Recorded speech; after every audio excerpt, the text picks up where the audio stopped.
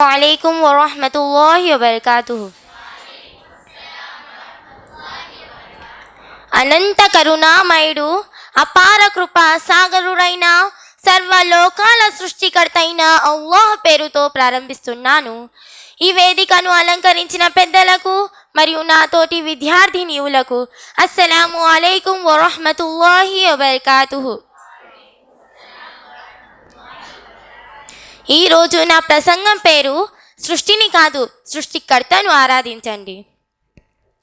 సృష్టి ప్రారంభం నుంచి నేటి దాకా ఈ యావత్తు విశ్వాన్ని సృష్టించిన సృష్టికర్త మారలేదు. ఇది నిజం. సృష్టి చరిత్రలో ఎన్నటికీ తిరుగులేని ఏకైక సత్యం. మీ పరిసరాలను నిశ్చింతగా పరిశీలించండి. మీ పర్యావరణాన్ని క్షుణ్ణంగా పరికించండి. సూర్యుడు, చంద్రుడు, గ్రహాలు, నక్షత్రాలు, ఆకాశం, చెట్లు, కొండలు అన్నీ ఒక క్రమ పద్ధతిలో ఉన్నాయి. ఆ వ్యవస్థలో ఎటువంటి అపసవ్యత లేదు. ఎందుకో తెలుసా? మనందరి సృష్టికర్త ఒక్కడే అయినప్పుడు. సృష్టికర్తకు సంబంధించి మానవులలో వివిధ భావనలు ఎలా పుట్టుకొచ్చాయి? అసలు సృష్టికర్త తన గురించి అత్యంత సృష్టిగా నిర్వచించి చెప్పినప్పుడు మానవులకు మిథ్య దైవాలను నిర్వచించాల్సిన అవసరం ఏముంది? భావోద్వేగాలు, అపోహలు మన కళ్ళను వాస్తవాలకు దూరం చేస్తాయి, సత్యాన్ని అర్థం చేసుకోనియకుండా అడ్డుకుంటాయి. కనుక మనం సన్మార్గాన్ని కనుగొనాలంటే ముందుగా మనలోని భావోద్వేగాలను అధిగమించాలి. మన హృదయ లోయల్లో తిష్ట వేసుకొని కూర్చున్న అపోహలను తొలగించాలి. భౌతికంగా ఈ ప్రపంచం శరవేగంగా ముందుకు దూసుకు వెళుతోంది. ఈ ప్రపంచంలో ప్రతి వస్తువు పెన్నెడు లేని విధంగా ఆధునీకరించబడుతోంది. ఒకప్పుడు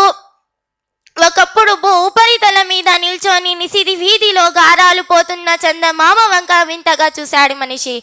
మరి అదే మనిషి ఈరోజు చంద్ర మండలంపై నిశ్చింతగా అడుగు పెట్టగలుగుతున్నాడు. అవునండి, మనిషి ప్రగతి చెందాడు, విపరీతమైన అభివృద్ధి గడించాడు. మీరు ఆలోచించారో లేదో, అదే సమయంలో మనిషి మరెంతగానో ఇంకెంతగానో నిస్సహాయునిగాను మారిపోతున్నాడు. ఒకసారి మీ పరిసరాలను పరికించి చూడండి. మనిషి సాటి మనిషికే బద్ద శత్రువయ్యాడు.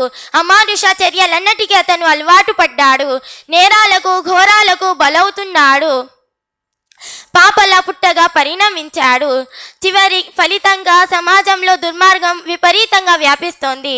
చివరికి సద్గుణాలకు స్థానం లేని నైతిక విలువలకు ప్రాముఖ్యత లేని తరుణం సంభవించింది. ప్రియమైన సోదరిమణులారా, మనం తాగే నీరు ఒకటే, మన ఆకలిని చల్లార్చే ఆహారం ఒకటే, మనం పీల్చే గాలి ఒకటే, మానవులమైన మనందరి నరాల్లో ప్రవహించే రక్తం ఒకటే. క్లుప్తంగా చెప్పుకోవాలంటే ఆకాశాలలో భూగోళంలో జీవులన్నింటికీ సృష్టించిన సృష్టికర్త ఒక్కడే. గాలి పీల్చాలని మనం సంకల్పించుకోము. అందులో మన ప్రమేయం ఏమాత్రం ఉండదు. అయినా ప్రమేయరహితంగానే అసంకల్పికంగానే మానవులమైన మనందరం అనుక్షణం లోనికి గాలిని పిలుస్తున్నాం, బయటికి విడుస్తున్నాం. ఈ ప్రక్రియ మన ఇష్టాలతో నిమిత్తం లేకుండానే జరిగిపోతుంది. నిజం చెప్పాలంటే ఈ ప్రక్రియ సృష్టికర్త ఆజ్ఞలకు అనుగుణంగా నడుస్తోంది. జీవన్మరణాలు ఆయన చేతుల్లో ఉన్నాయి, మనుషుల చేతుల్లో ఏమీ లేదు. నక్షత్ర మండలాలలో యావత్తు విశ్వంలోని వాస్తవ విషయాలు ఆయన ఆజ్ఞలకు అనుగుణంగా మసులుకుంటాయి. వాస్తవ దైవ భావన ప్రకారం సృష్టికర్త ఒక్కడే.